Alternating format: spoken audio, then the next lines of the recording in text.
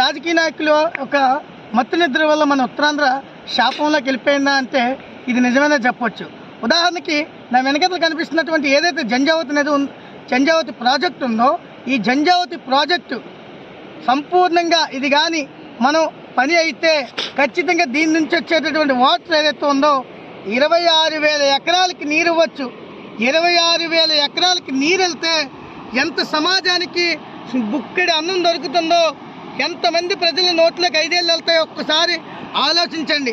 కాబట్టి ఇంత గొప్ప ప్రాజెక్ట్ని ఈ రాజకీయ నాయకులు, ఈ అధికారులు వాళ్ళ యొక్క స్వార్థాల కోసం ఇటువంటి ప్రాజెక్టు 50 సంవత్సరాలైనా కూడా కనీసం నిమ్మకి నీరెత్తకుండా వీటిని పట్టించుకోకుండా వదిలేస్తున్నారు.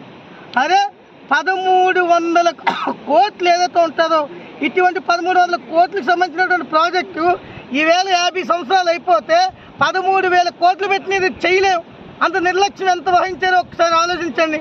కాబట్టి రాజకీయ నాయకులు, అధికారులు తలుచుకుంటే ఏదైనా చేయొచ్చు.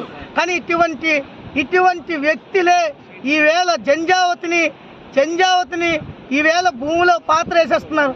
కాబట్టి ఇంత గొప్ప ప్రాజెక్టుల్ని నియమిస్తే మీకే మంచి పేరు వస్తుంది కదయ్యా. ఇంత గొప్ప ప్రాజెక్ట్ని నిర్మాణం చేస్తే మీ పిల్లలు కూడా అన్నం నోట్లోకి వెళ్తుంది కదా.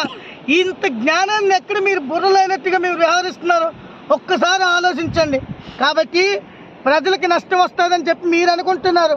ప్రజలు నష్టపోతే ఆ ప్రజల్లో నువ్వొక వ్యక్తివి. ఆ ప్రజలు ఉన్నటువంటి కుటుంబాల మీద కుటుంబం.